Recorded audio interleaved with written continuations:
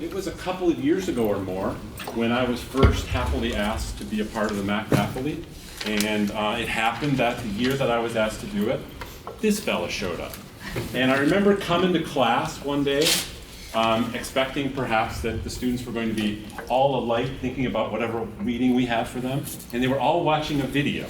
And there was business going on in the parking lot of Pioneer High School with I remember a vehicle careening across the parking lot and maybe a rocket being shot off somewhere. In my mind's eye, this is like Steven Spielberg, John. But amazing things were happening. And John had, this was maybe a precursor of some of what you guys are doing with the videotaping of your practice. John was practicing in a very different classroom and doing wonderful things, and it was evident then that he's a very creative guy. And we now have still, and I know there's been much more evidence that we haven't seen, but today we get a chance to see some of what John's been up to recently. And Rory and I are super excited to have John here to be able to share some of the work he's done, how he got there, how he thinks about it. We talked a lot about coming up, and John's going to be occupying the space of thinking about teacher as entrepreneur to some degree. So lots of good stuff. So let's welcome John Palmer.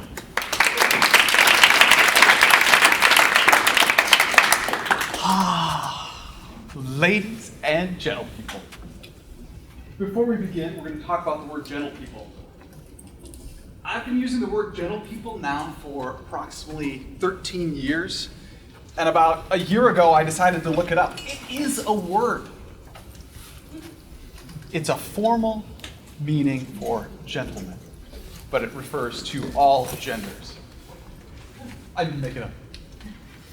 We'll keep going. My name is John, and I will tell you, it is very strange to be here. Because 14 years ago, I was in a room, I believe, right over there, listening to people like me. And I lived with that guy.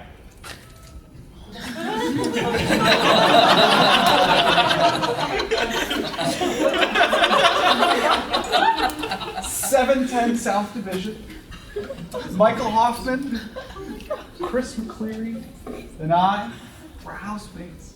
Your brother was there too. Yeah, well, part of the time in Quentin. So, adding that to the mix is just very strange. So, here we go. All right, so basically the idea is this. My name is Jonathan Thomas Palmer. Let's do some history. I graduated from the University of Michigan in 1997 with a mechanical engineering degree. I was an engineer for a little while. I decided that was not my cup of tea. I tried to figure out what I should do with my life. Oh, I should turn that off. Oh, well, I'll have to keep doing that. It'll be fun. And I went through a what color is your parachute phase of my life. And I realized that I had spent 5 summers as a camp counselor working with kids. And it never really occurred to me that I might want to work with kids and be a teacher. I think it's because my mom was a teacher and both of my grandfathers were professors at the University of Michigan. And I have a hard time doing things that people think I should do. So I think I became an engineer because I didn't want to become a teacher. But I went back to the MAC program. I graduated in 2000. In June of 2000, I graduated from the MAC program. I got married, and I got a job at Northville High School.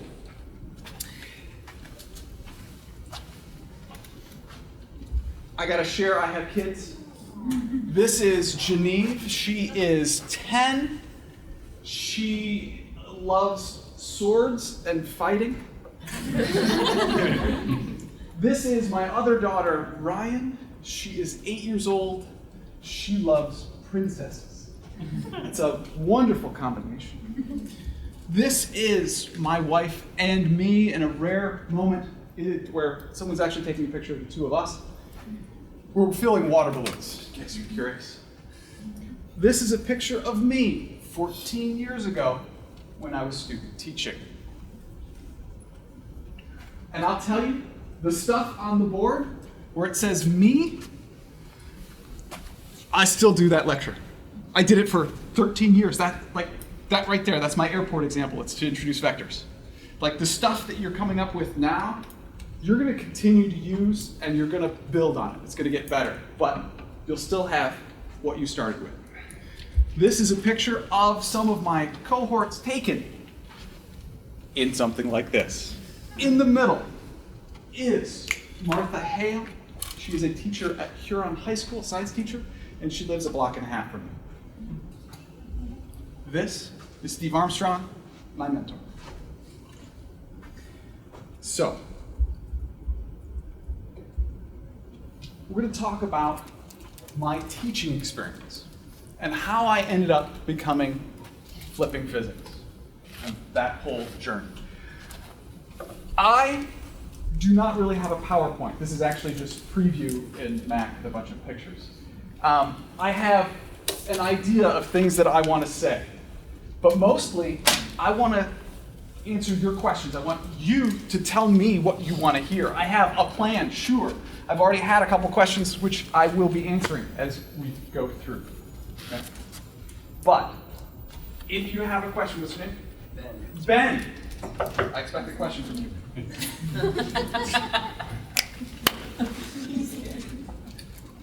No. All right, so I started teaching in the fall of 2000 at Northville High School. I was lucky enough to teach physics for 13 years. I taught the same class for 13 years. And when you do something for 13 years, hopefully you get to be good at it, right? The curriculum changed like 3 or 4 times. I taught, the name of the class changed, but nothing about the class changed when they changed the name. That was fun. I taught AP Physics B for a while. I proposed instead AP Physics C, and then I taught AP Physics C for 9 years. AP Physics C is a calculus-based physics class. It is basically the engineering physics class that I took my freshman year at U of M. It's basically what it is. It's a great class. It's so much fun. So, in April of 2011, several of my students were going to be gone for a robotics first competition, and I was doing a review for the final exam. And one of my students asked me, can I film the class so that I can share it with these other students? And I said, sure, that's fine with me. So she got out a phone and she filmed the class. And they actually watched it. It was just like, it was a terrible video, but they watched it, and even I had students who had been there who watched the video. And it had actually been one of my goals when I left the MAC program to film myself teach, because I thought it was a really useful experience to be able to watch yourself teach and see what it is you do, what you call, who you call on, like Ben, for example. So, I asked my wife in the fall of 2011, do you mind if I start filming all my classes? She said, sure. So I went to the administration, I said, do you mind if I start filming all my classes? They said, that's fine, you need to get permission slips from everyone. So I got permission slips from everyone. That took a while, and I started filming in October of 2011. And I'll tell you, I did not appreciate how much time it was going to take to do. In the end, after a full year, I ended up with 79 hours of lectures that I ended up splicing into 495 different videos that are on YouTube. So the truth of the matter is that I didn't actually start filming my classes because I wanted to flip them. I started doing it because it seemed useful. And then I read an article about the idea of flipping, and it just made sense to me. So,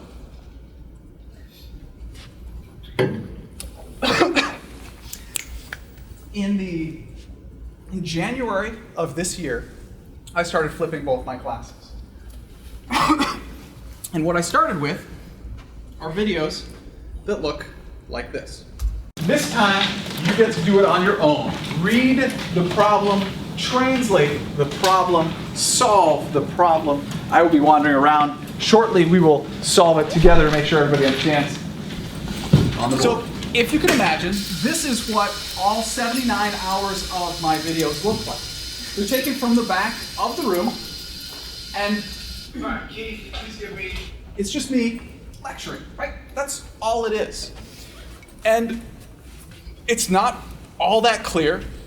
I'm fully aware of that, because my intent initially wasn't to flip my classes. It was just seemed like a logical thing to do. So I want to talk about what's going on here, because there's a huge. Now we'll get there. So there's a big difference between this. The known variables. What do we know? So just listen for a bit.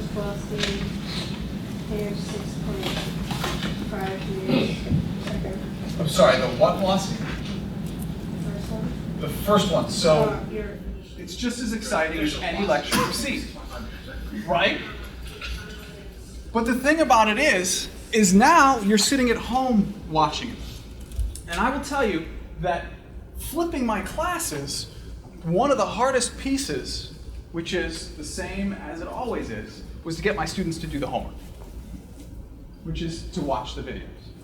Now, there are all sorts of solutions to this. I've talked to people who post them on YouTube and have their students comment when they go and watch it. Well, that doesn't mean that they watched it. It just means that they looked at it and made a comment, right? So I've talked to all sorts of people about how do you make sure that the kids watch the videos.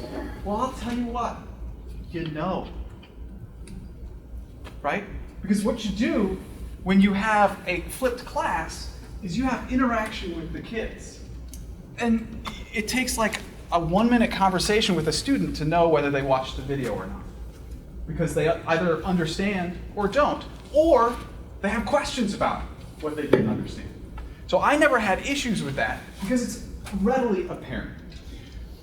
But on the idea that these lecture videos aren't all that exciting, I decided to do a little test. And I made 3 videos. I took my teacher furlough day, and I spent I spent Friday, Saturday, Sunday, and I spent 30 hours over 3 days making 3 30-minute videos that look kind of like this. I go flippin' physics. Ladies and gentle people, the bell has rung, therefore class has begun, therefore you should be seated in your seat, ready and excited to do a basic example problem about acceleration and to understand a little bit about the direction for acceleration. Ready. Set, go. Okay, here we go. Billy, please read the problem. So, Mr. P is riding his bike at this is very 14 different kilometers per hour than when he the gets other behind the videos. bike to cause a constant And acceleration. I got a lot of positive responses from videos that looked like this, the 3 of them, from my students. Not only that, I started to get people that I didn't know watching the videos and commenting and saying what gorgeous hair I had and things like that. But there were also things about the physics, like it was really useful. But the problem is it takes a long time to make a video like this. And a popular question, where's Nathan? Is how did I do that? Because there aren't 3 of me. I'll show you in a little bit. So, like, I had students, I heard students arguing about which student they thought was smarter, Billy, Bobby, or Bo. I had them arguing over who they connected with most. They're just me, right? They're all just incarnations of me. But when you put them up there and you give them like they can talk differently, right? It makes it different because it's a little bit more entertaining. But sometimes it can get annoying, so you don't want to do it too much, right? You don't want to do that. Okay. But like I had one student tell me that he was laughing so hard at my video that his parents accused him of watching TV on his computer. He said, "No, I'm doing homework, look!" Like, can you imagine if your homework was to watch videos like this? I would like that, but okay. So, and you can do stuff with videos like this that you cannot do in class. riding my bike to the right and slowing down, my velocity again is going to be to the right and positive. However, my acceleration is going to be to the left and negative. Oh. In other words, when you are speeding up, the acceleration is in the same direction as the velocity. And when you're slowing down, then the velocity and acceleration are in opposite directions. Exactly. If the object is speeding up, that means that the velocity and acceleration... I want to point out one other little thing that I really like about the way this works. Sorry, it's mine, so I can talk about liking it. Okay, so one of the main things that I really like about it is, you know how when someone's lecturing and they repeat themselves, because that's a good thing to do, right? To get people to remember something. But when you watch this video, you can hear that I repeat myself, but not because Mr. P repeats himself. Mr. P says something, and then Billy says the same thing in a slightly different way, and then Bobby goes, oh yeah, that makes sense, this is what you mean. So I can say something 3 times and have it not feel like I'm just beating something into your head. Sorry, there are all sorts of things I like about this. Okay, so in addition to this was really hard to film, by the way. So, here. So, this is a wonderful camera. So this camera right here is what I'm using to film the bike. This right here is called the GoPro Hero 3, and this is actually just the waterproof housing for it. You got one? I was talking about it earlier. Looks like this. And so I suction cupped this to the side of the car, and my wife drove, and I drove next to her. And you should, I can only imagine what my neighbors think, because I've done all sorts of this stuff on my street. Like, I set up the video camera across the street and film the front of my house, and I stand in front of the house, and I go, start, stop. And it's really interesting, like, no one really talks to me when I do these things, but neighbors walk by with their dogs. And I love it. Personally, it's so much fun. Anyway, so this is the little camera, and this camera right here does a cool thing where you can go up to 240 frames per second. It's at a reduced resolution, but as someone who does physics, it's like, wow, so I can really analyze what's going on. A lot of fun. Sorry, okay, so what you can do here is you can set it up so that I can talk about all sorts of different things that are going on. And this basic concept that you can have a negative acceleration and speeding up is something that my students really struggled with every year. And this right here is something I always tried to explain to them, but in the end, this is the best way to do it. I give them a film which shows them all 4 different pieces, and I have to walk through each one and why this is this way, and then to this one, and then to this one, and then all the way to here to show that you can have, actually it's this one, sorry, go that way. So to show that you have a negative acceleration, and yet you are speeding up because you're going to the left. Just a basic idea, but very difficult for students to imagine because they can't visualize it. There you go. Let's see, where else am I gonna go? Okay, so let's answer, no. Sorry, I'm just like a teacher. Oh wait, I am a teacher. So, January of this year, I handed out this to my students. And this is, I think I fixed a typo and I added my little logo on there. But this is the handout. It says, okay, first semester. So you need to understand one thing here. I had most of my students for first and second semester. So first semester, they spent the whole time with a traditional class. It was lecture, and I'll go through a common schedule in just a little bit. But then I hand this to them and I say, okay, we're gonna flip the classes, and you're gonna watch the lectures at home, and you're gonna come in and work in class. Anybody have any idea what the main concern of students was? This is your opportunity, Ben. What happens if they don't watch the video? No, because they all claimed they were gonna watch the videos. What if I don't get it? Actually not. I didn't hear that much, but I can understand that. And I'll tell you that I did have students who didn't get it, right? But that's great, because they wouldn't have gotten it during the lecture anyway. Now they've had a basic understanding, and we can build on that. The main concern students had was, is it going to be more work? Right? That's what it comes down to. I mean, you guys are students, hello? Like, is it going to be more work? And I told them that my goal was for them to be more efficient with their time. It's not that I'm going to increase the amount of stuff that we're going to do, it's that we're going to change where we're going to do stuff such that hopefully you can be more efficient with your time. And that's what my goal was. Oh, let's see. Excuse me. What's your name? Anna, do me a favor. Describe for me what it means to flip a class. It means that the students, instead of having the lecture material presented in class when the students are there, they are actually learning new material at home, listening to some video-based lecture, then coming to class, and then doing hands-on engaged activities to actually apply what they've learned. That's the basic concept. Sounds very simple, right? And the basic idea is very simple. However, it can be very complicated to actually walk through. Ooh, I want to talk about that. This is a technology class, right? Yes. Okay. So I see a lot of technology out. And it doesn't bother me as long as you're, not tweeting your friends about how boring this is. So, high school is very different. In high school, we had a policy that mobile phones, cell phones, tablets, etc., are not allowed in the classroom unless the teacher says it's okay. And for 12 and a half years, I said, no, I do not want any mobile phones. They distract from what we're doing. I don't want tablets. I don't want any of that stuff.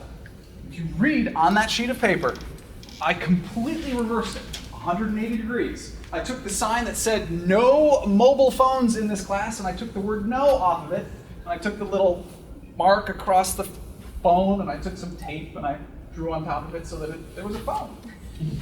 And I'll tell you, it was very interesting, because my class became a place where there were all sorts of phone, tablets. I had people bringing laptops pretty much every day. And you know what? I actually had fewer problems with technology when I allowed it and we were using it. Because students were accessing the videos. Students were accessing worksheet solutions. Students were accessing lecture notes, practice quizzes, all sorts of stuff on their computers. I even had students who, rather than bringing their book in, would take a picture of the particular page that they needed that day and just bring in their phone or their computer or whatever so that they didn't have to carry the book around. So I thought it was very interesting that I actually had fewer issues when I allowed it as opposed to when I didn't. Now, if we're going to go back to what Jeff was talking about. John? Yeah. Hey, can I ask a question? Oh, yeah, absolutely. 'Cause Michael. I'm pretty sure that most of the room is wondering this. Okay. Did you have any access issues? Students who did not have Absolutely. access This is to a technology? great question. No. Okay.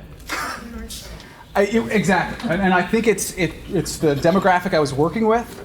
I did not have issues. I, at the very beginning, was prepared. I had, DVDs and CDs and flash drives and things, and I was like, okay. And nobody needed them. All right. Yeah, YouTube's pretty easy to use, but yeah. Sorry, name? Casey, Casey. a similar question. Last week we had a speaker talk about use of personal technology in the classroom, and she, I think a question was brought up about students accessing websites that were inappropriate for the time being, like Facebook and such. And she said that there was a firewall that restricted through the students' internet. But if students are bringing in cell phones that have personal data plans, there are no restrictions on that. So how would you address that sort of issue? So I'm going to back up a minute. Because this comes down to the same issue that I see this as the same issue with plagiarism and cheating. It's the same issue as far as I'm concerned. Kids, taking time and using Facebook, whatever they want to do. And for me, it comes down to an issue of respect. I worked very hard for my class, and the kids knew it. And I made it very clear that when you are in this class, you are working for this class. And so I really rarely had issues with it. And I had a student steal a test of mine once. I did have plagiarism happen. I did have some people cheat at a few times. And those things are going to happen. But it comes down to you gotta build respect with your kids. And in each one of those instances, I had students come to me and tell me. Right? Because I had students who weren't my student this year, but were my student last year, who came to me and told me that somebody had done something in my class. And that's what you need. You need to show that you're going to work hard, you're going to know your stuff, and gain the respect. For me, that's my answer. Back to this. So just imagine, because this is where I started with video. This is my John Palmer's 10-minute teaching video. Oh God. This is my teaching portfolio. Now, if you could just imagine, in the year 2000, I didn't make DVDs because school districts didn't have DVD players consistently. I made about 30 or 40 of these, and I sent one of these with every one of my resumes. And I'll tell you, this is what got me my job, right here. Because a principal who offered me a job that I turned down because it was a math position and I wanted a physics position, gave this video to the principal at Northville, and they called me up and asked me to interview. There wasn't a job opening. Right here. And I learned one of my projects here in the Mac program was to learn the Final Cut, whatever it was at the time. I don't remember there was some sort of, self-fulfillment, thing we had to do. And so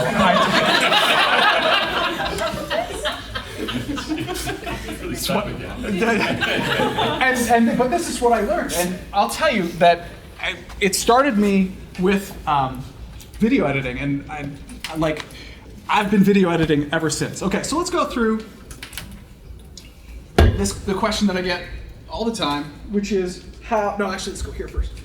How did you do this? Okay, going back to the kids, and so this is a picture of Bobby.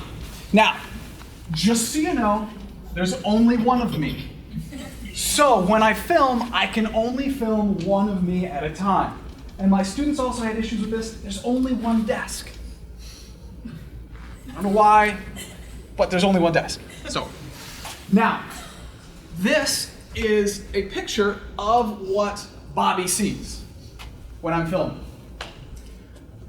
We have the Zoom H4n right here. We have 2 microphones. This is basically just a conduit for recording. This is the video camera, and we have 3 separate lights, and we have my script right there. So, how much did it cost? Right? Well, here's the thing, and this is why, one of the reasons I started doing this. I had almost everything that was there, with the exception of the lights and the whiteboard. Everything you see there is stuff that I already had. The video camera, I love taking videos. I make all sorts of home movies. I have an edited video from every year of my kids' lives. That's like 20 minutes long. They have music, all sorts of stuff. We watch them sometimes. Anyway, I love to do this stuff. I'm a musician. I ran a free music time for kids for 3 or 4 years, and we used to have a group that would come to my house, and we would play, and we'd sing, and I would record. So I have this stuff, okay? This is all stuff that I had at my house. So I don't know. Somebody asked me how much the microphones cost. I don't know. I bought them like 15 years ago. I don't have a clue. The lights were expensive though, and so was the whiteboard. Okay, back to how it's done. Oh, and just so you know, so here's the blue wall, and you can see, yes, sorry, name? Aaron. Aaron. So can we rent studio time in your house? Ah, that's a good question. Okay, so, no. Okay, so this is my basement, okay? And like you can see there's the kids' desks, all the crafts and stuff. You can see there's like paintings on the wall. And like basically this is nestled like between all the other junk. And it's funny that like you can't see any of it in the video, but it's all like you just go 2 feet to the left or to the right and there's stuff everywhere. So, oh, by the way, it's really hard to light a whiteboard. So what I have to do in order to light the whiteboard is I have these 3 lights set up and pointing at the blue wall. And so basically the blue wall, all of the light that you see is reflective light. It's all diffuse light because if it were direct light, if it were specular light, sorry, physics, you would end up with, you'd have a reflection on the whiteboard. In fact, if you look carefully, you can see I actually have to unscrew several of the lights in the ceiling or else you'd have reflections of those as well on the whiteboard. It took me, I don't know how many iterations to figure this out. Like that weekend, my wife was laughing at me because I'd go down, I'd film, then I'd run back upstairs and I'd import it, look at it, and I'd run back downstairs, move the things around. It just took forever. Okay, so this is, the main 2 tools are the video camera. So yeah, like how many people do you know who have a video camera that looks like this? I have like a wide angle lens and a stereo microphone. So like it just kind of blends into who I am, how I ended up doing all of this. So back to the how do you do this? So this is a video that I'm almost done editing. This is Final Cut Pro. I won't go through all the stuff that's on there, but the basic idea is you have several different clips. Okay. So if you look, you can see this is Mr. Palmer. Okay. This is Bobby's clip. This is Bo's clip, and this is Billy's clip. And when you superimpose them all over one another, you end up with something that looks like that.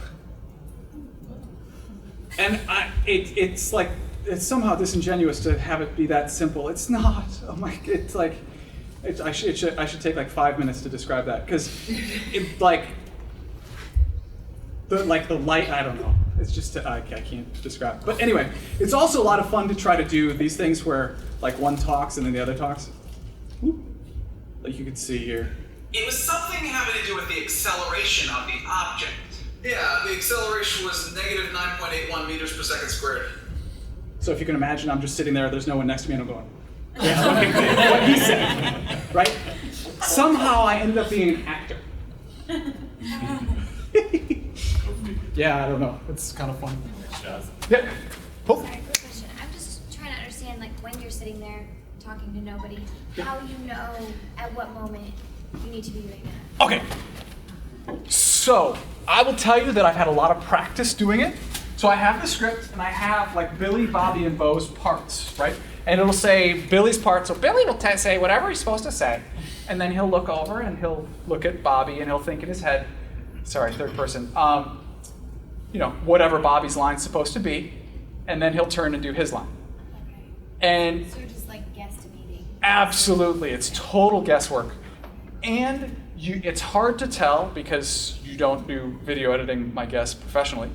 But sometimes what I have to do is I will actually pause one of the characters, or I will speed or slow one of the characters down or up so that it'll fit. But I also do like, whenever there's going to be interaction between the characters like that, I'll do like 2 or 3 takes with different pauses just to make sure it'll fit. Oh, yeah. Sorry. No, wait, no. Sorry, I can say sorry now, but that's like, oh. Okay, so my question is, we've talked about flipping classrooms the last couple weeks in our seminar class, and we've been talking about like the quality of the videos, and obviously your videos are very high quality, great videos, entertaining to watch, but it's hard for everyone to make videos like this.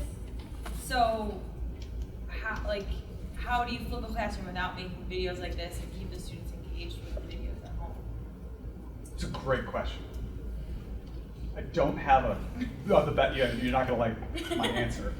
I mean, there had to be something between the videos of you lecturing and these videos. No. No, there's nothing because when I tried to figure out what I was going to do, this was what I came up with. I didn't do any screencasting or the tablet just writing on it. I just didn't do any of that. But I definitely suggest not filming yourself from the back of the room for 79 hours. Yeah. So just don't. It was not a good idea. In fact, if you think about it, every time I filmed, it was 79 or it was an hour of film. But then I would have to import it, which would be playing it for an hour, and then I would have to export it to archive it, which would be an hour. So for every hour, that's 3 hours of wear on the video camera. In addition to the fact that, say, maybe 10 to 15% of the time it didn't work, so maybe 3.5 hours. So I actually wore out the tape head on my video camera. I had to get it replaced, which is sad. So the answer to the question, as far as I'm concerned, is you do your best. You find other people's material, and if you're putting in the effort, your kids will appreciate it. It comes back to the respect thing, right? If you are sitting down and you are clearly working on it,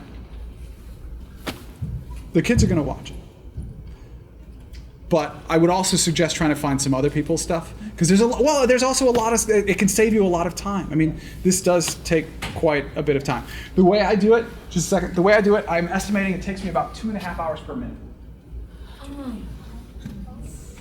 Just to put it in perspective. As you said, mine are very different than your standard flipped video. Yes? I have 2 questions. Okay. How long is each video?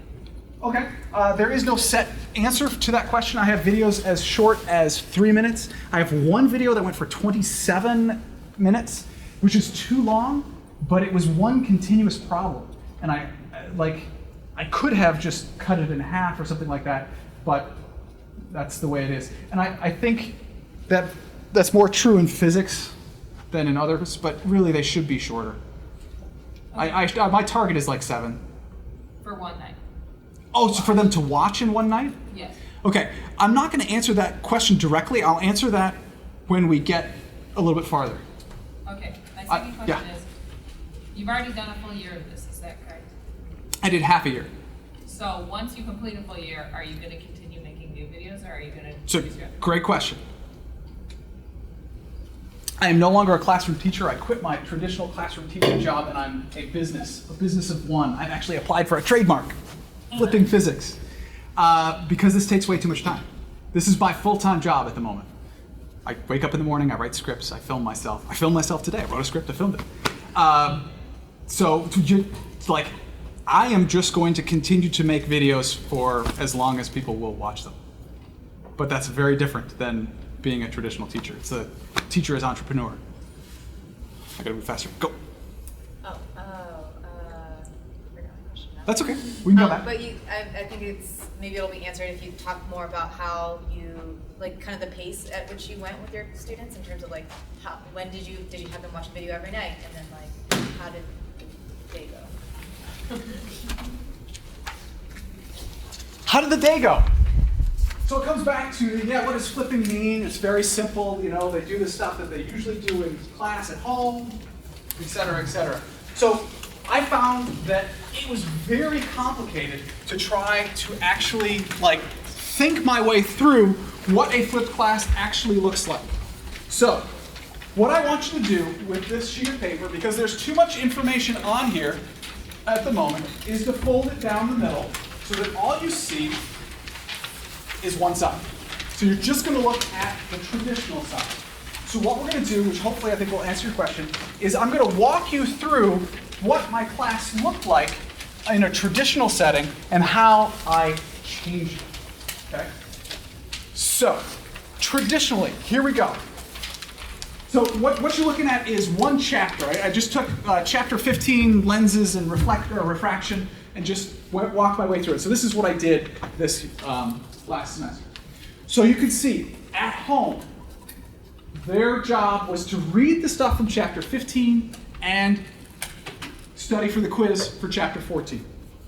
They come in on day 1, class number 1, and we have a quiz on chapter 14.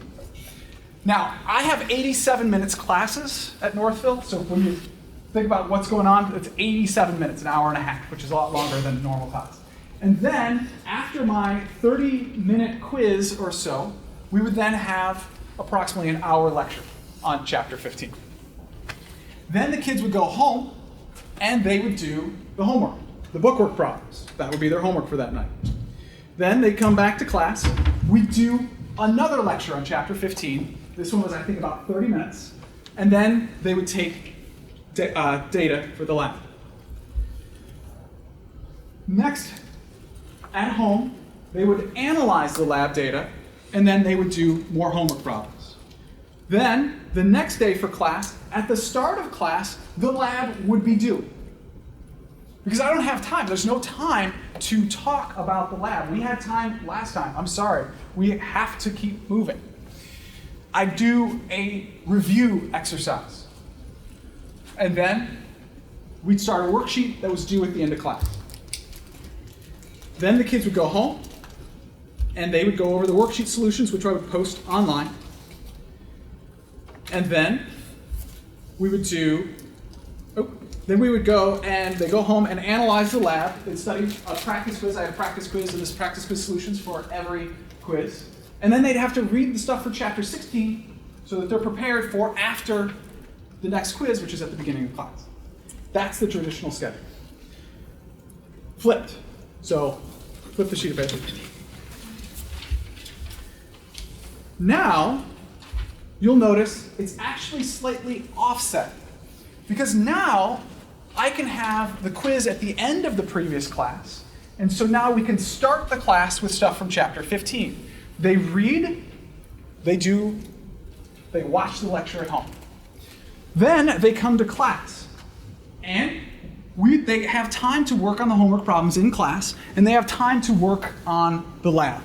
So the lab part here would be exactly the same as what we did before. The only difference here is that they have time now to work on their homework.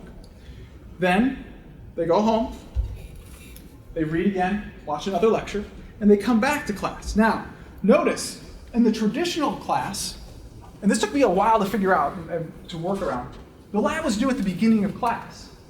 But the lab is no longer due at the beginning of class because we have time in class. So the lab is due at the end of class. And the worksheet as well is due at the end of class. So I give the kids tasks and I say, this is what you need to have done in 87 minutes. Do what you think you need to do. Okay? So I would have kids who would work a little bit more on the lab at home just to make sure they would have everything done. I would have kids who wouldn't do anything for the lab at home, and they would come in and they would get the lab done and they get the worksheet done. Okay? But you'll notice here that this whole time is time where I can work with the kids.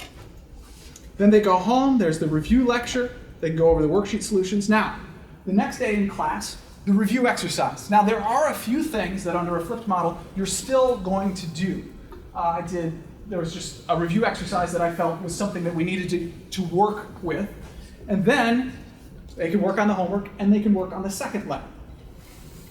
And notice, there's actually no homework, nothing for them to do the next night. Because under the flipped model, as I said, they're more efficient. So there's actually less that they need to do at home. Now, this is my favorite part.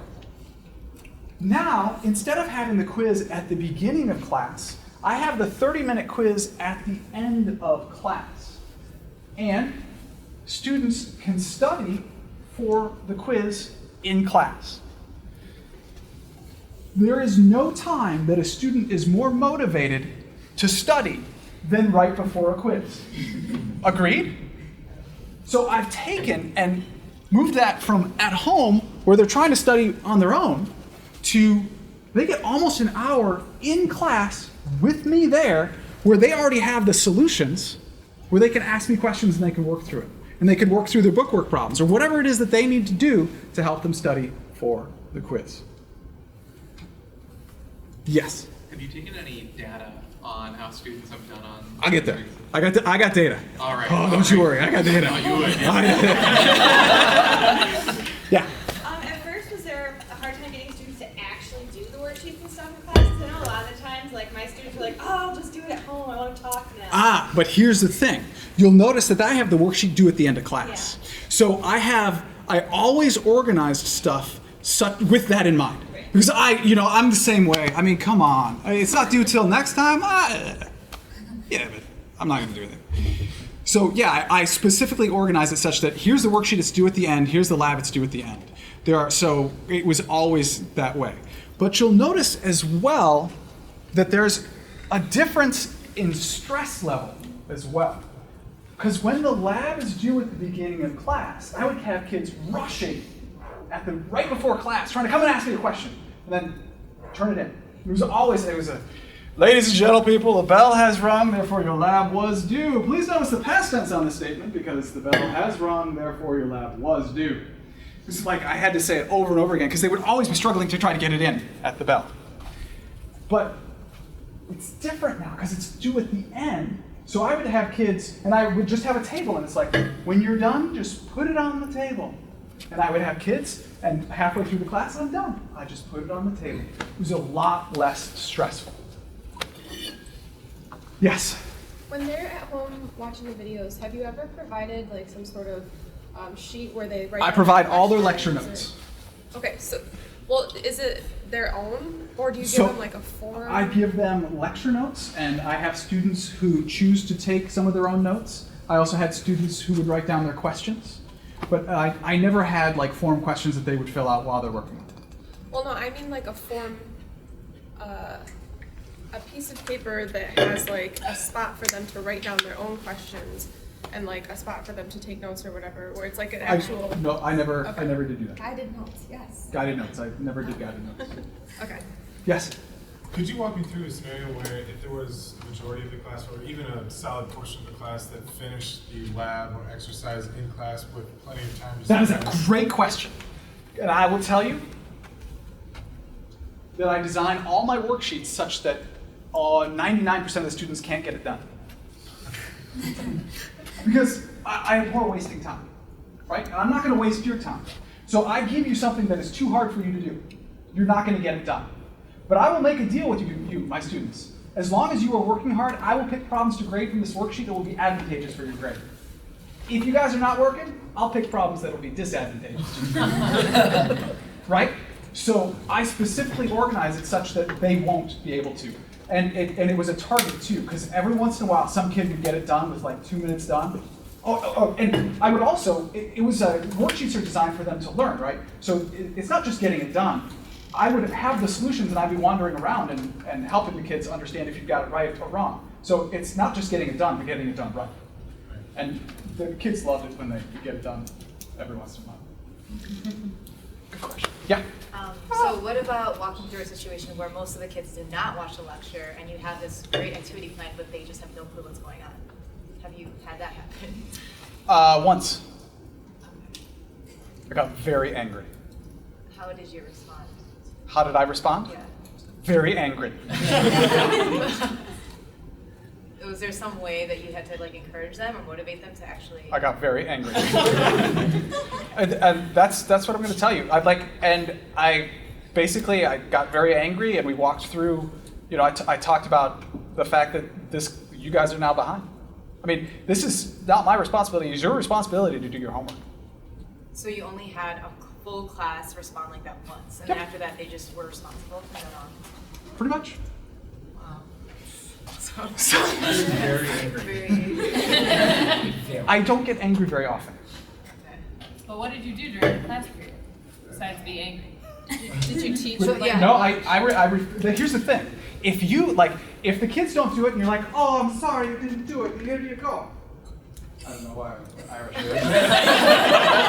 It's like you're rewarding bad behavior, right? So yes, we struggled through that class. I did not stand at the board and teach what they needed to learn. I had kids who had no idea what was going on. They had to go home and watch it, right? So it was a very difficult class. But that's gonna happen. It's like parenting.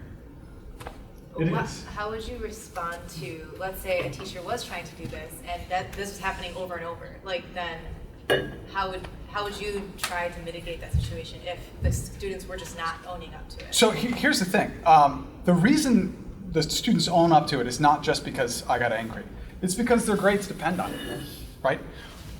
I'm telling you, we've got to get to this point. So we're having the quiz here.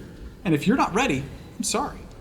And so it becomes something where the grades are involved, and when that happens, things, they'll do it. Nathan.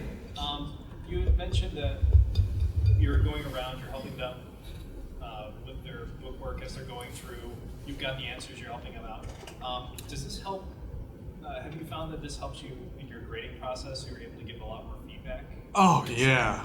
Oh, yeah. I mean, it helps with the grading. It helps with understanding what the kids are trying to do.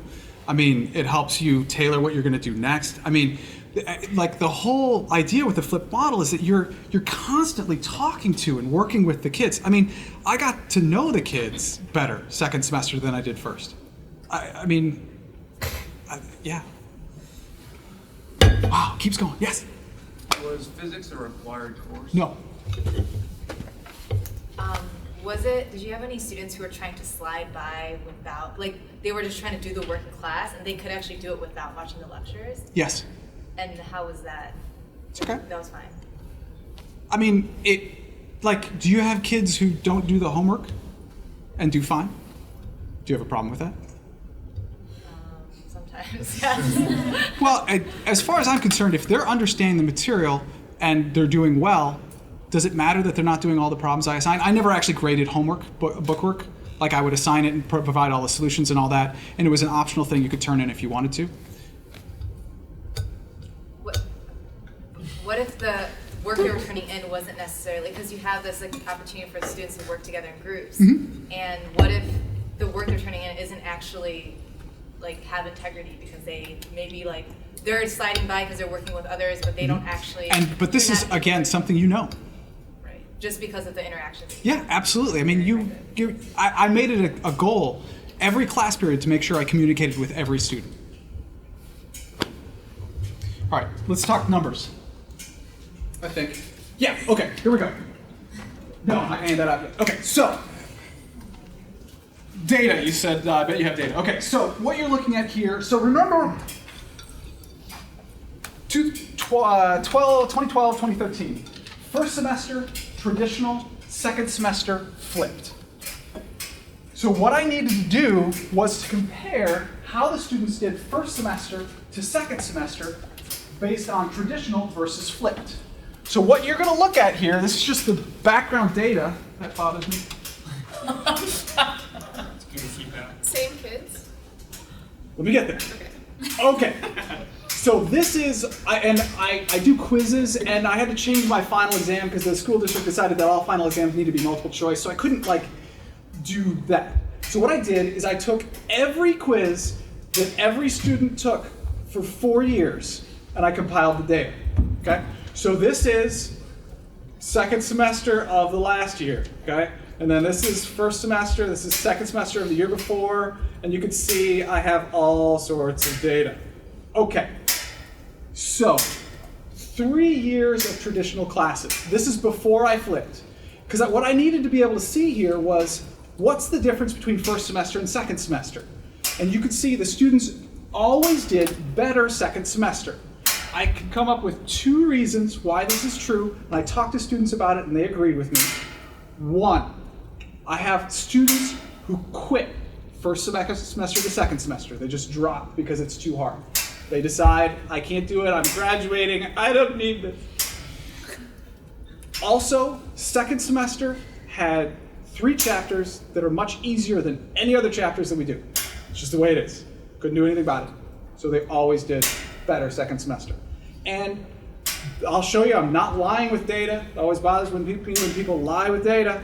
So here's what it looks like if I put the y-axis to 0%. Okay? I have to zoom in so that you could see, the difference between 82.5, because, right, bothers me. So that's what it would look like if it were 0%. But you have to see the difference between 82.4% and 84.5%. So I have to zoom in. So I also did this with the year where I flipped the class. So you could see first semester under the traditional model, they scored 83.6% on average for all their quizzes.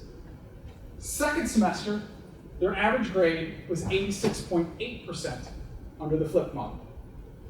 If you look at that, what that means is that there was an increase in the increase of 50%. Right? Because I'm comparing how they did first semester to second semester, but under the flipped model, they were able to increase by 3.2% rather than by 2.1%.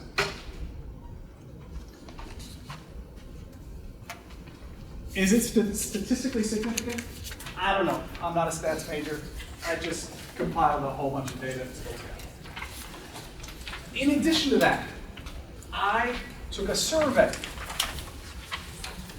At the end of first semester, so at the end of the traditional semester, and at the end of the fifth semester, to compare and contrast various things. And you'll see, if you look below the little graph here, I was able to increase the time students, quote, spend on average in small group conversation with Mr. Thomas Palmer during class per week. I know it's a long sentence, but it's true. From 4.1 minutes to 6.1 minutes. From traditional to flipped. I was hoping for more, but that's what I got. But remember, I was going for efficiency as well.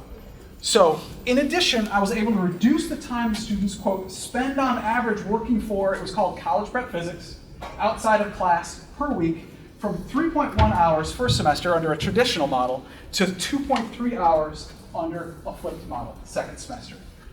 So, I can't answer the question, how much did they watch at home? Because I don't care. That's not what my goal is. My goal is to decrease the total amount of work. That's what I care about. And I was able to decrease it from 3.1 hours on average to 2.3 hours on average. That's qualitative. Let's talk, no, that's quantitative, I apologize. That's quantitative. Let's talk qualitative. I also hand out an evaluation at the end of the school year every year. And I ask this question: what did you think of flipping physics second semester? And I have a lot of students' responses. I categorize them into either liked or disliked. 1/4 of the students disliked, and 3/4 of the students liked the idea of flipping the class. There were a few that did seem confused. They answered both yes and no to the question. Okay, I'm going to read some examples. I'm going to start with the negatives just for fun, because usually people would start with positives, but negative. Okay. I wasn't really a fan of it. There is something about being physically in the classroom that helped me learn better. First semester, I was also in constant fear that you would call on me, so I always paid attention. This person is saying, I would prefer to have you lecture and call on me and make me scared. Another negative. I honestly did not really enjoy it because I felt like the lectures were less personal and not directed at me. However, I did like the convenience of rewinding parts I did not understand multiple times. All right, positive. Whew. Believe it or not, this is positive. It was hard to get used to watching the videos and learning the material on my own time. I always looked forward to no, I'm sorry, this is negative. My fault. It was hard to get used to watching videos and learning the material on my own time. I always looked forward to in-class lectures first semesters, and this took it away. Can you imagine? They looked forward to my lectures. I like that, but that's still weird. Okay, positive. I enjoyed the semester, although apprehensive at first. I took full advantage of the class time and peer time as well as teacher interaction for guidance. Another one. It took some time to get used to, but overall I liked it. It helped me focus more on topics that I really struggled with and less on those that came easily. It provided more time to ask questions, which I liked. And a lot of them are like this. At first, I was a little apprehensive about the whole idea. About halfway through the semester, I realized how helpful it was to know the information before coming to class. It allowed me to ask clarification questions and have more time to work on homework in class. I liked it. I thought the videos were helpful, as I was able to do it on my own time and watch them over if I didn't get something. I also enjoyed the extended work time for labs. So I heard this from a lot of students where, I I had students who would watch it right after school. I had students who would watch it at 11 at night. I had students who would wake up at 5 a.m. to watch the lectures because that's when they were most attentive, when they felt that they could hear it the best. I absolutely loved it. Everything felt to go by at a good pace. The students could develop more of a relationship with you. You are amazing. I liked it. It was a lot more laid back, which worked well. If I missed a lecture in class first semester, it was always a pain to catch up. This is one of the things that I did not think about or anticipate. It was much easier for students when they were absent to be able to make up the work. If you think about it, it just makes sense. And it goes on and on. I'll stop being qualitative. Yeah. Do you think that the stakes are higher for whether or not they do their homework in a flipped classroom? Like if you go to class every day in a traditional classroom, but you don't do your homework problems, is that better or worse than flipped not watching the videos? I would say that the stakes are higher as far as homework is concerned, if that's what you mean, because the homework is now the beginning, the bulk of their learning, which you're just adding to. So yes, I would agree. It was much more important that the students do their homework. Okay. What next? Let's see what I got on the list. Oh, you know what? I'm going to talk about this too. So I want to talk about the first quiz I did in my AP class, because I ended up flipping my AP class a month before my college prep physics classes. And I remember I actually like thinking and planning on this, because the kids were going to work for a little while at the beginning of the class, and they were going to take a surprise quiz. By the way, there's nothing more motivating than always having the threat of a quiz. Low key. In AP, I do that. I don't in college prep. Anyway, they were going to take the quiz, and then I was so excited because I was going to have time to go over the solutions in class. And I'd actually been thinking about this for like 2 weeks beforehand. That was my plan. And I was eating lunch right before class and going through my notes, and I was like, wait a minute. The whole point of flipping a class is to take the learning and give it to you, to make you, the student, more responsible for what's going on. It's not to have me stand in front and talk. That's not what we do in a flipped class. But for 12 and a half years, that's what I did, right? I'm always standing up front telling people what to do. That's what I do. So what I did instead is I made 2 copies of the solutions, and I put them in a book that was clearly labeled, these are the solutions to the AP Physics tests and quizzes. You may enjoy them in this room. And after the quiz, I handed them out, and they would propagate through the room. And students, you could hear it as it was going around the room, right? And then students would ask me questions. But you know what? We didn't waste time for those kids who already had it. They look at it, they go, oh, yeah, right? So that kid, rather than hearing me go through it, something that they already understand, they now have time to work on their homework or whatever it is that they need to do. And my time is more efficient as well. Rather than spending time talking through the quiz solutions, I'm answering targeted questions, right? Kids are like, you know what? I didn't understand this small piece. Well, that's much better. That's much better use of my time.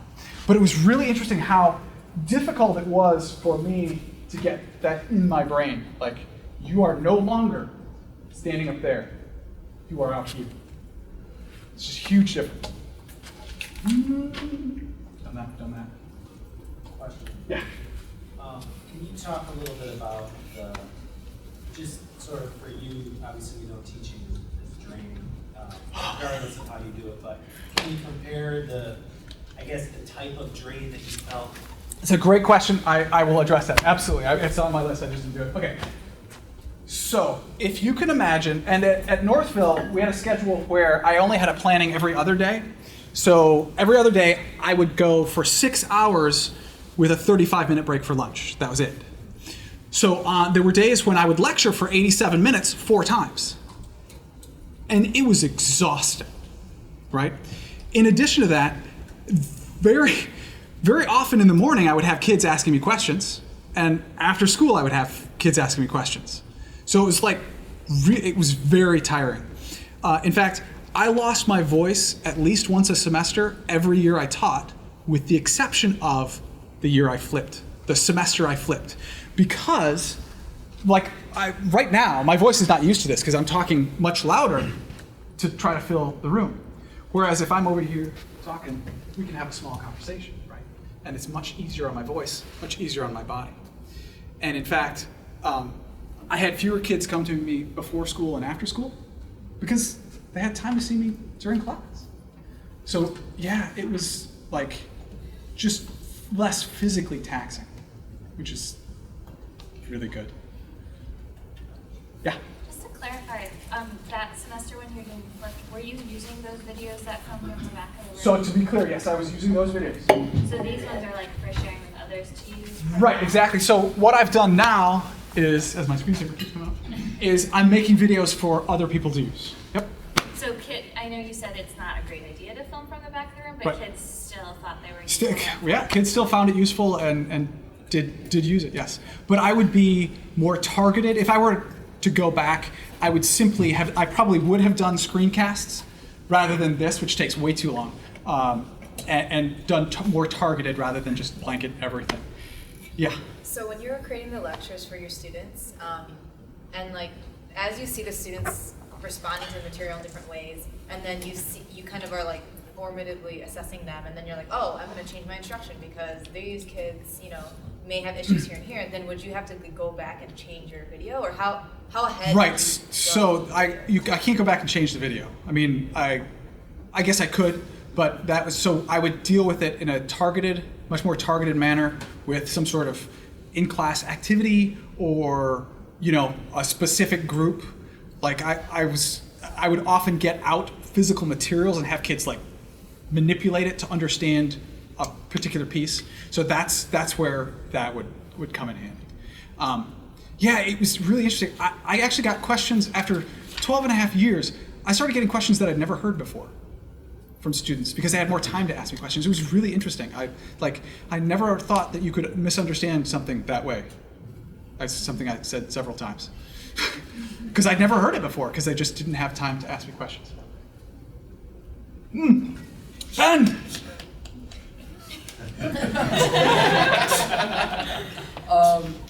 How long did it take you to build up the archive to enable you to flip? Well, that's a hard question to answer. It took a really long time. I took a year to film, and every night I would come home and I'd set up the camera to import, and then I'd have to, and it could take the computer 8 hours to export an hour of video, and I can't quantify it. It took a really long time. And then I had to, I had to make a web page. I'd learned how to do that. I went through several iterations of not trying to use YouTube. I had the web page people shut down my web page because I had 130 gigabytes of stuff on the web page. And it says on the cover, it's unlimited storage, but evidently there's little asterisks for people who do 130 gigs. Yeah.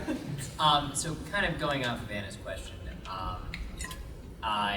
so obviously because of your experience, you had 11 years, 12 years in the classroom, so you knew where potential student confusion would come about. And I think that's the coolest thing about these videos is you have those you 3 times and you can parrot back. But did you ever encounter student confusion that you had never seen before? Yes, I started. That's part of what I was getting at. Yeah. So that was great. I mean, I love to figure out where students are confused. So yes, okay. That was my favorite part, probably. Well, I don't know. I have a lot of favorite parts, but that was great. Yeah. So you're obviously in your college prep physics and AP physics. So these physics isn't required. So these are kind of more highly motivated students. True, I agree. Do you think buy-in would be as high in everyone has to take biology class? I think it is going to be a little bit more difficult, but I think that if you put in the work and you show that you're going to do the work, I think you can gain the respect. And that's what it comes down to. You may have answered this question, John, but I want to ask it directly. You've taught for 12, 13 years, and you have strong command over your material. I'm wondering if thinking about having to present, especially with the more produced videos, maybe it's there. Did getting into that mode change the way you thought about your subject matter? Did you have to? Did that? Yeah. Well, Yes, I mean, I've had to rethink how I present material because I have a different medium, right? So it's actually been pretty exciting and fun for me to then take a look at, okay, this is what I did before, how am I going to make it better? What can I do with this medium that I couldn't do with the other? Michael. Have you spent much time networking with other teachers who are flipping their classrooms? So through flippedclassroom.org, I've been in communication with various teachers. I've had a couple of phone conversations with teachers that are flipping. Yes, is my answer. I would love to do more, but Are you able to talk about some of the challenges in other disciplines for flipping? really, I've concentrated on physics. Like, Okay. to be honest, I haven't spent a whole lot of time with that. In the back. Yeah. Were there any situations in that second semester where you stopped the classroom and started to lecture for a little bit? Or? Yes, actually, like everyone's not understanding something. So we stop, we have a conversation, we talk about what's going on, why people aren't understanding it. So yes, absolutely, there's still times when you have to stop and do like a 5-minute lecture, but it's very, very different. Yeah. Similar kind of, other than that type of situation, did you ever still have like class-wide discussions about things, or was Yeah, so I still had, like, as I said, there are specific things that I did that I felt were still necessary, were still useful to do in class. Okay. Yeah, there were, yeah. Oh, that's, I'll just say yes. Yeah. So, did you ever, if you were to continue doing this in the classroom or foresee others, teachers doing this, do you see this being a model where students are self-paced, like where some students are going ahead and others are? So what I would really see, if I were to do this again, my target would be the flipped mastery idea, where you basically, the first day of class, you hand out, this is all the stuff that you need to do this semester. This is my suggested timeline. Go ahead. I mean, because if you think about it, you've got all the lectures online. The kids can self-pace, and that would be so much better. Yes. So then my question would be, if you did that model, then how would you incorporate the really valuable times of collaboration and right, and that's a difficult, and I don't have an answer for that. Like, how do you do these pieces? And I that's one of my issues with it, but I love it. I love the idea, and I think if you were to work with it, you would figure out how to do that. Like, maybe you make it into something where, these 5 kids are all in the same spot, so they work on it, right? And you assist them in it, for example. But I don't know. That would be a difficult thing to do. Yeah. In that scenario, if you had students like Eliza in high school who needed a lot of structure because otherwise she would, spend her nights talking on the phone. In a scenario like that, with the flipped model, is there a way or the flipped mastery, to set a pace, have check-ins, you know what I mean? Sure. To provide a lot more. Again, the thing is that you would be constantly able to be talking to your students, and you would know who's behind. You would know who's ahead, and you would be able to target those individuals with their specific needs. And so you might have a group that you have on a very structured plan. And then I could imagine. kids. I could imagine that happening. I mean, if these 5 kids just aren't getting there, you gotta start. Yeah. Just wondering about the idea of direct instruction and how in the flip model the lectures are still happening. They're just not happening in the classroom. And I just wonder if you feel like I'm an English teacher, so I don't know a lot about physics, but for physics, that it's important, that it's necessary to have the lecture component.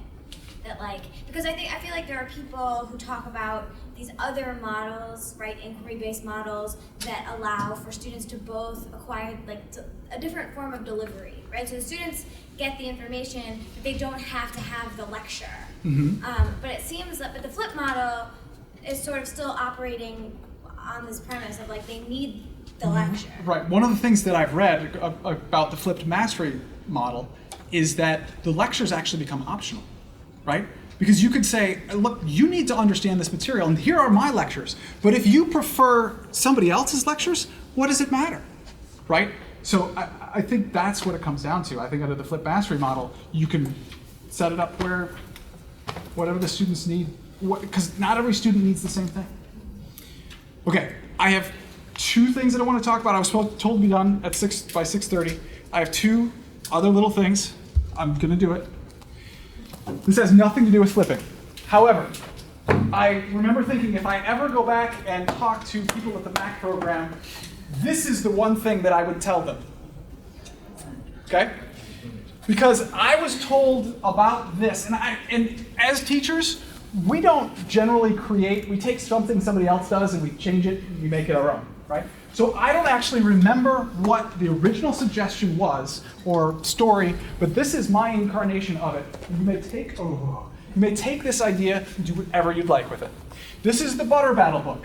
It's a story of the Yuks and the Zooks and the 2 different cities that argue and fight over whether you should eat the bread, butter side up or butter side down. But it's really a history of warfare up to and including the Cold War. I read this on my last day for seniors every year. And we would talk about that piece and the importance of what you do and how you use your brain and how you influence the world. It's not all the places you'll go. It's what influence are you going to have? Okay? But here's the thing. After I read the book, I had my students sign it. These are all the students I had my first year, my second year, my third year, my fourth year, actually can't do it, fifth, 6th, 7th, 8th, 9th, 10th, 11th, 12th, and 13th year. That would be where I would be now. So I have a thing that I can pick up and I can say, this represents all the students I taught. And for me, it's awesome. Like, that right there represents why I taught for so long. And it represents why actually I've decided to do what I'm doing now. Because in the long run, my goal is that I think that I can teach more students this way. I hope I can. That's my goal. Second. This is, if you were to ask me what shows best why you think flipping is a great model, this is it. This is a demo that I did in my AP Physics C class. And I just checked today. This demo took 2 minutes. In order for me to do this demo, every year, it got shoved at the very end of a class, and it took 2 minutes to do the demo.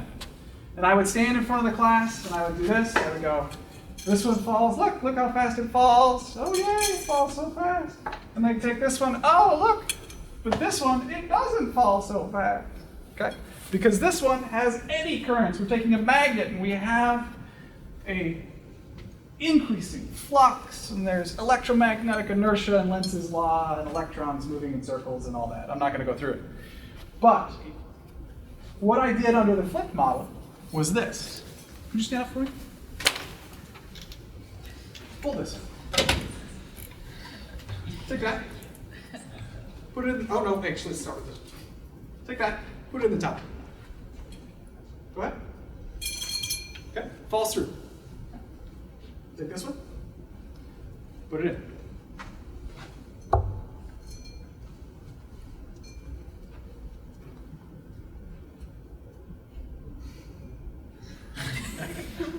And just the next person. And what I did with this demonstration was I put it in the hands of my students. Okay? They saw the 2-minute demo. But then, they got to experience it. And I'll tell you, when I gave this to my kids, they were a lot funnier than you guys are. Because they were giggling, looking at it through the top, they're asking questions. Well, what if we use a plastic tube? I don't know, let's try. Get out a plastic tube, give it a try. Okay, well, what if the tube were bigger? What would happen then? Okay, let's give it a try. I had a student who did it and was holding it to the side like this, and she was like, it's not working. And again, it never occurred to me that anyone would be able to fail in that way. Right? But you know what? It's important for the students to look at it and not be able to figure it out and then understand why it didn't work. That's an important step. But I never thought of it because I didn't put it in the hands of the student. And when we were done, it had gone all the way around. And while it's happening, I'm talking to the kids and interacting with the kids. We got done, and the copper tube was hotter. And it was like, hold up, who can tell me, stop everybody, okay, who can tell me why the copper tube is hot now, and when we started, it was cool? Go ahead, Nathan. So when you're putting the magnet down there, you're actually, when you say you're creating eddy currents, you're actually creating effectively a circuit going around the tubing. And since your copper, even though it's a good conductor, it still has some resistance to it. And so those electrons are going around and you get resistance. So kind of like a toaster, it starts to heat up effectively a giant tubing filament. So,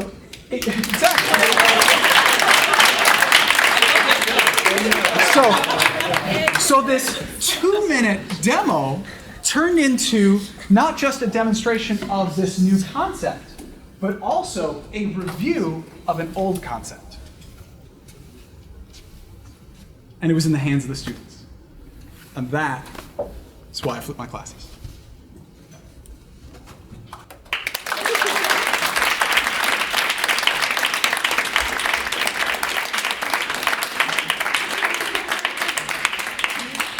Thank you for the inspiration, and I know that you have a lot going on you're thinking about. But